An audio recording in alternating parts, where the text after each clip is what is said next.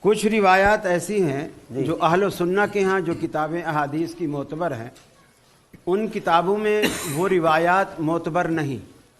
جیسے سیدنا علی المرتضیٰ رضی اللہ تعالی عنہ کا بیت اللہ میں ولادت ہونا، دیوار کا شک ہونا. وہ لکیر جو آج تک پڑی ہوئی کس نے بنائی ہے؟ جی وہ جو آج تک لکیر وہاں پر ہوگی. اب کسی اور کی بات میں تو آپ نے سوال نہیں کیا. اعوذ باللہ من الشیطان الرجیم، بسم اللہ الرحمن الرحیم. ناظرین کرام، جیسا کہ آپ نے ابھی ملاحظہ فرمایا، قاری خلیل الرحمن صاحب نے کس طرح سے مولا کائنات کے کعبے میں آنے کا انکار کیا. ہم ان کی خدمت میں بصد احترام عرض کرتے ہیں کہ آپ فرما رہے ہیں کسی معتبر کتاب میں علی ابن ابی طالب کا کعبے میں آنا ذکر نہیں ہوا، تو ہم آپ کی خدمت میں اس وقت 20 حوالے پیش کر رہے ہیں. کرنا چاہیں تو 150 حوالے ہمارے پاس موجود ہیں کہ جس میں کتاب بھی آپ کی ہے، قلم بھی آپ کا ہے، کاغذ بھی آپ کا ہے، راوی بھی آپ کا ہے، ناشر بھی آپ کا ہے، مؤلف بھی آپ کا ہے، سب کچھ آپ کا ہے، مگر کعبے میں آنے کا ذکر ہمارے مولا کا ہے. حضور کیا کیجئے اگر اللہ نے کسی اور بزرگ کو، کسی بہت بڑے بزرگ کو کعبے میں نہیں بھیجا اور علی ابن ابی طالب کو کعبے میں بھیج دیا، تو اس میں علی سے ناراض ہونے کی ضرورت نہیں ہے. یہ تو اللہ کی مرضی ہے کہ وہ جسے چاہے بھیجے، چاہے تو کسی عام عبداللہ کو بھیجے یا کعبے میں وجہ اللہ کو بھیجے. اور اصول یہ ہے کہ جس سے انسان کو محبت ہوتی ہے، انسان اس کی جھوٹی تعریف بھی سن کر خوش ہو جاتا ہے.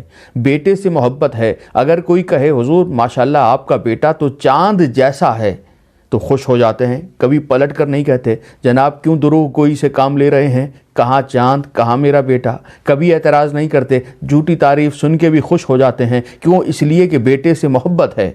یعنی جس سے محبت ہو انسان اس کی جھوٹی تعریف بھی سن کر خوش ہوتا ہے. لیکن خدا جانے کیا وجہ ہے کہ دنیا علی کے سچے کمالات بھی برداشت نہیں کر پا رہی اور علی کے انکار سے اپنی ہی کتابوں کا انکار کر رہی ہے.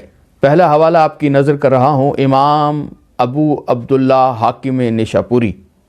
کسی تعارف کے محتاج نہیں، علم حدیث میں ایک بلند پایا مقام رکھتے ہیں. شہرہ آفاق کتاب المستدرک علی الصحیحین میں تحریر فرماتے ہیں، قد تواترت الاخبار ان فاطمہ بنت اسد ولدت امیر المؤمنین علی ابن ابی طالب فی جوف الکعبہ. متواتر روایات اور اخبار موجود ہیں کہ جو یہ ثابت کرتے ہیں کہ علی ابن ابی طالب کی ولادت خانہ کعبہ میں ہوئی.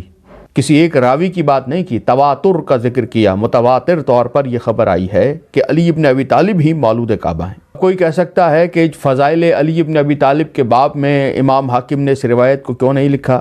تو حضور بات یہ ہے کہ چونکہ امام حاکم نیشاپوری نے جناب مصعب کے قول کو رد کرنا تھا، اس لیے حکیم بن حزام کے ذکر میں علی ابن ابی طالب کا ذکر کر کے انہوں نے بیان کیا کہ علی ابن ابی طالب کی آمد بیت اللہ میں ہوئی ہے، اور یہی ذکر کرنے کا بہترین موقع تھا.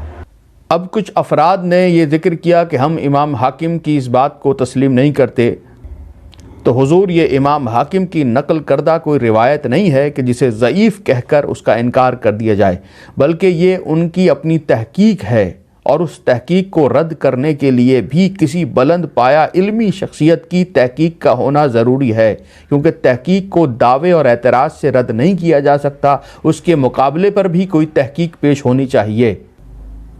امام حدیث، امام رجال، امام تاریخ شمس الدین امام ذہبی اپنی کتاب تلخیص المستدرک میں امام حاکم کے اسی جملے کو نقل فرماتے ہیں کہ اخبار متواترہ سے ثابت ہے علی ابن ابی طالب بیت اللہ میں تشریف لائے ہیں. امام ذہبی نے امام حاکم کے اس قول کو نہ رد کیا نہ اس کا انکار کیا، بلکہ اس کو اپنی کتاب میں تحریر فرما دیا. امام ذہبی کا تحریر فرمانا دلیل ہے کہ یہ بات ان کے نزدیک بھی صحیح اور ثابت ہے.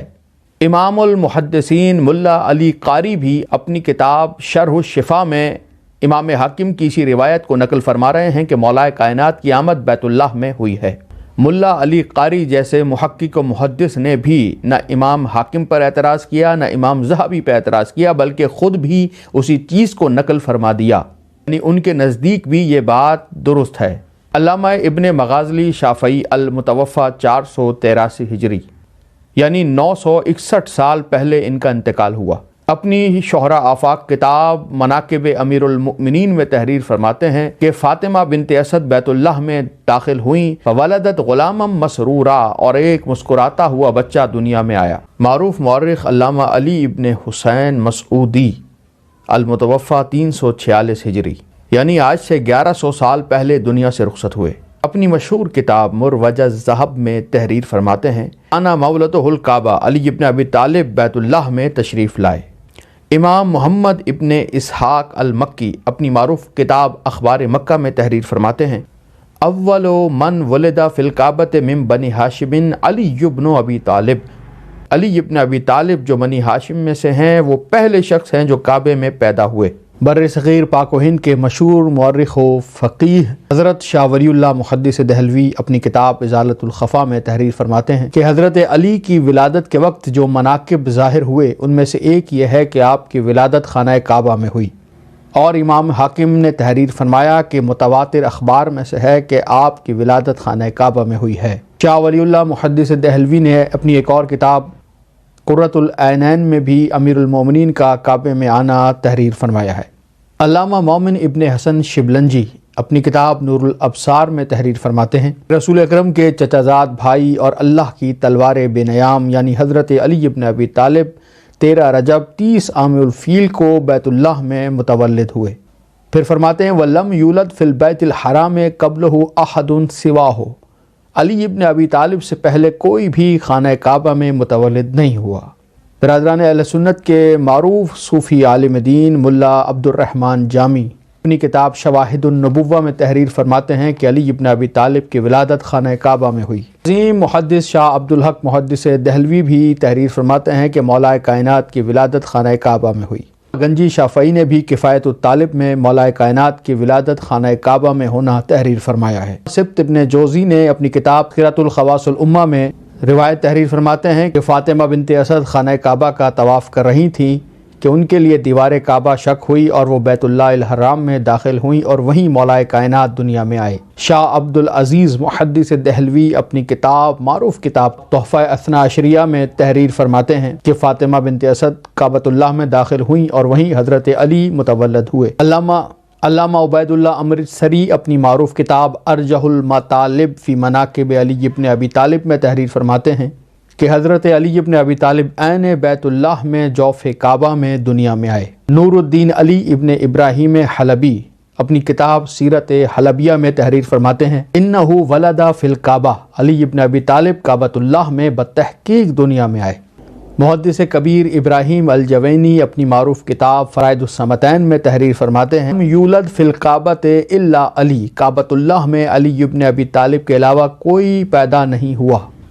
محمد ابن یوسف زرندی اپنی کتاب نظم و درر الصمتین میں رقم تراز ہیں فاطمہ بنت اسد کعبۃ اللہ میں داخل ہوئیں اور وہیں علی ابن ابی طالب متولد ہوئے۔ کمال الدین محمد ابن طلحہ شافعی اپنی معروف کتاب مطالب السؤول میں تحریر فرماتے ہیں ولدا بالکعبۃ البیت الحرام، علی ابن ابی طالب بیت اللہ میں متولد ہوئے۔ علامہ عبد الرحمن بن عبد السلام الصفوری الشافعی اپنی معروف کتاب نزہۃ المجالس میں تحریر فرماتے ہیں کہ حضرت علی ابن ابی طالب ماہ رجب میں 30 عام الفیل عین جوف کعبہ میں دنیا میں آئے۔ جیسا کہ آپ نے ان حوالوں کو ملاحظہ فرمایا، اس کے علاوہ بھی بہت سے حوالے موجود ہیں، امید ہے کہ یہی حوالے آپ کی تشفی کے لیے کافی ہوں گے۔ آخر دعوانا ان الحمد للہ رب العالمین۔